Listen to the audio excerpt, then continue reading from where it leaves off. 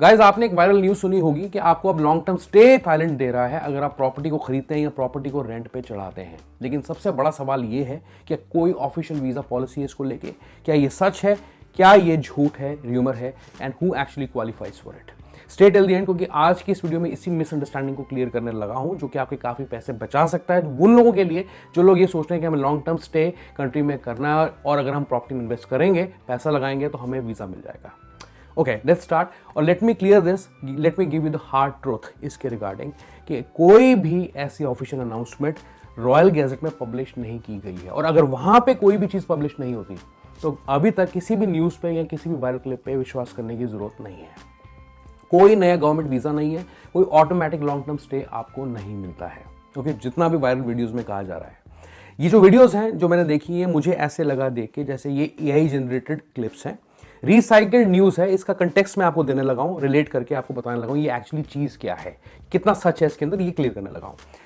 पहली बात समझने वाली है कि इसके पीछे कोई भी लीगल बैकिंग नहीं है। तो कल को अगर आपने पैसा लगा दिया अंडर द इंप्रेशन कि आपको लॉन्ग टर्म स्टे वीजा मिल जाएगा, तो ये मुश्किल हो सकता है आपके लिए बहुत। तो अगर आपने इन वीडियोस को देखा है तो कमेंट करें वीडियो के नीचे। अभी कंफ्यूजन कहां से शुरू होती है ये मैं आपको क्लियर कर देता हूं।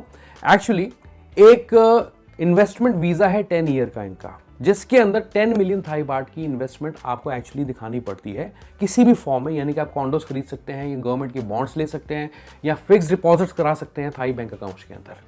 अब तो कुछ डेवलपर्स, कुछ रियल एस्टेट डेवलपर्स ये क्लेम कर रहे हैं कि they are offering you 12 month visa as incentives.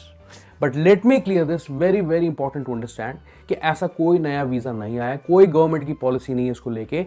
ये एग्जिस्टिंग ही स्कीम है, एग्जिस्टिंग स्कीम है, पुरानी स्कीम है बहुत ज़्यादा, जो कि रीपैकेज करके या रीमार्केटिंग करके उसको लोगों के सामने रखा जा रहा है। कंफ्यूजन कहाँ पे है, जितनी भी कंफ्यूजन ऑनलाइन हुई इन क्लिप्स को देख के, वो मैं क्लियर करने लगा, अब आपको एक्चुअली बैकग्राउंड देने लगा हूँ। ठीक है, तो क्या था कि ये जो 10 मिलियन का इन्वेस्टमेंट वीज़ा है, ये शुरू हुआ था एक्चुअली 2000 के अंदर, अर्ली 2000s के अंदर, मतलब कि 2001, 2, 3 की बात है ये, जिसके अंदर एक्चुअली इन्वेस्टमेंट 10 मिलियन नहीं थी, 3 मिलियन थाई बाट थी पहले, जिसको बाद में इन्होंने 10 मिलियन का इन्वेस्टमेंट रख दिया लोगों के लिए। तो लोग जो हैं ये समझ के बैठे ये पुराने रूल्स ही हैं, लेकिन अब उनको मैंने आपको बताया जैसे कि रीपैकेज करके, रीमार्केटिंग, उसकी ब्रांडिंग करके उसको आगे कर रहे हैं किसी तरीके से।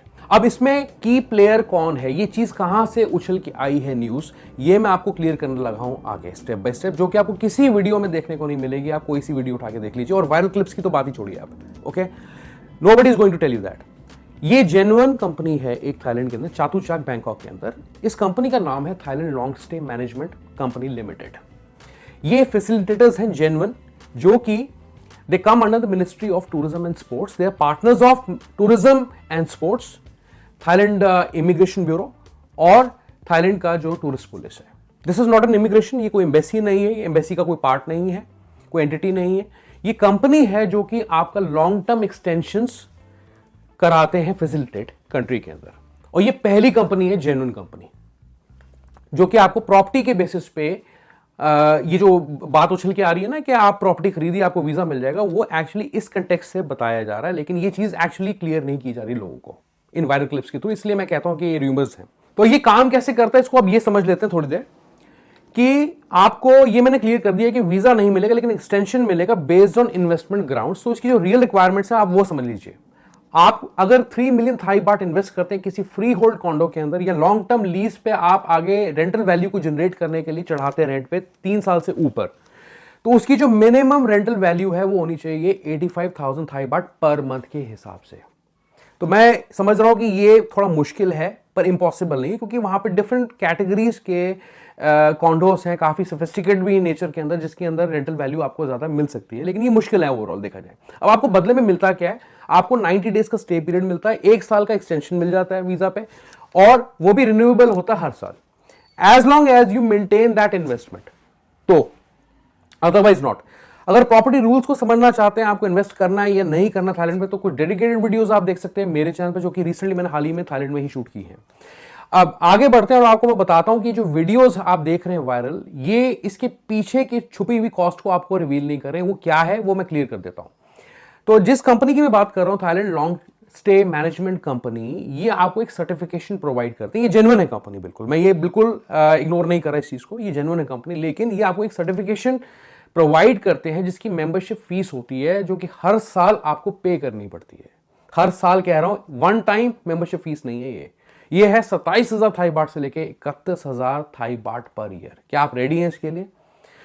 तो अगर कोई ये कहता है कि आप प्रॉपर्टी खरीद लीजिए आपको वीजा मिल जाएगा, तो ये this is factually in fact incorrect. अब एक स्ट्रिक्ट मनी रूल की बात करता हूं यहां पे, विच इज नॉन नेगोशिएबल। ठीक है, इसके अंदर क्या है कि आप अगर किसी भी किस्म की इन्वेस्टमेंट थाईलैंड में दिखाती हैं, पहली बात तो ये है कि आपके जो फंड्स हैं वो फॉरेन से ही आने चाहिए थाईलैंड के अंदर। यानी कि अगर मैं इंडिया से बैठ के प्रॉपर्टी खरीदना चाहता हूं तो इंडिया से फंड का ट्रांसफर होना जरूरी है, पहली कंडीशन ये है। वो थाईलैंड में नहीं होना चाहिए पैसा, उस फॉरेन करेंसी को ट्रांसफर किया जाएगा थाई बाट के अंदर थाईलैंड में, और ऑफ कोर्स उसके ऊपर कन्वर्जन रेट भी होगा, उसमें जो नफा नुकसान होगा वो तो होगा अलग से, बट आपको मिलेगा बदले में एक foreign exchange transaction FET form, वो आपके पास होना जरूरी है। अगर उसके बगैर अगर आप प्रॉपर्टी खरीदते हैं थाईलैंड के अंदर वीजा लेने के लिए, यू आर रिस्किंग योरसेल्फ। ये फॉर्म होना जरूरी है, और अगर ये नहीं है तो ना ही तो आप प्रॉपर्टी खरीद पाएंगे, ना ही आप उस प्रॉपर्टी को रीसेल कर पाएंगे, और ना ही आपको किसी किस्म का ऐसा वीजा मिलने वाला है। तो इस फॉर्म को होना जरूरी, ये चीज समझने वाली है। अब ये एक्चुअली क्यों हो रही है चीजें, मैं आपको क्लियर कर देता हूं, रियल रीजन इसके पीछे क्या है जो मैं समझ चुका हूं। इस वक्त प्रॉपर्टी की मार्केट थाईलैंड में उसका बहुत ज्यादा बुरा हाल है, it's in serious trouble. 1.6 million unsold condos की यूनिट्स पड़ी हुई है थाईलैंड में, न्यूज में पढ़ रहा था ये चीज, ये न्यूज में है। और जितने भी मेजर डेवलपर्स हैं, बड़े रिप्यूटेड डेवलपर्स, वो लोगों को ये कह रहे हैं कि आपको वीजा मिल जाएगा अगर आप प्रॉपर्टी को खरीदते हैं, कॉन्डो को खरीदते हैं। मतलब प्रॉपर्टी तो खरीद नहीं सकते, आप कॉन्डो ले सकते हैं, तो आपको वीजा मिल जाएगा। They are using it as a sales tool, so they packaging the visa with the property. ऐसे लगता है कि बिल्कुल परमानेंट है, पर क्या ये लीगल है? क्या ये परमानेंट है? नहीं है। It's annual and it's conditional. सबसे समझने वाली बात ये है। अब इसके पीछे के रिस्क समझ लेते हैं। This is not like 5 year DTV visa या 10 साल का LTR वीजा या प्रिविलेज वीजा। ये रिन्यूएबल है हर साल। कल को अगर गवर्नमेंट कोई भी एडमिनिस्ट्रेटिव रूल्स के अंदर पॉलिसीज में चेंजेस करती है तो आपका स्टे भी इसमें इफेक्ट हो सकता है, क्योंकि आप डायरेक्टली एम्बेसी में जाके अप्लाई नहीं कर सकते वीजा। आपको फैसिलिटेटर की जरूरत पड़ेगी बीच में, और इसकी ऑनगोइंग एनुअल फीस भी आपको देनी पड़ेगी, and that's a huge difference to understand. अब क्विकली हम कंपेयर करते हैं लॉन्ग टर्म स्टे वीजास। अगर मैं इन्वेस्टमेंट वीजास की बात करूं, 10 मिलियन का इन्वेस्टमेंट यहाँ पे आपका बनता है, कॉन्डो के फॉर्म में, बॉन्ड्स ले सकते हैं, फिक्स डिपॉजिट्स में आप कर सकते हैं। 1 साल का स्टे पीरियड आपका रह सकता है और रिन्यूएबल होता है आपका वीजा। LTR वीजा की बात करूं, अगर वेल्दी वीजास की बात करूं, तो इसमें आपको 5 लाख USD की इन्वेस्टमेंट दिखानी पड़ती है प्रॉपर्टी में या बॉन्ड्स के अंदर, और 10 साल का स्टे पीरियड बाय डिफॉल्ट आपको मिल जाता है। फिर थाईलैंड प्रिविलेज कार्ड की बात करूं, 9 लाख से लेके 5 मिलियन थाई बाट की इन्वेस्टमेंट दिखानी पड़ती है, उसकी फीस भी होती है, और 5 से 20 साल का स्टे पीरियड आपको मिल जाता है। लेकिन ये सब बहुत ज्यादा एक्सपेंसिव है लोगों के लिए।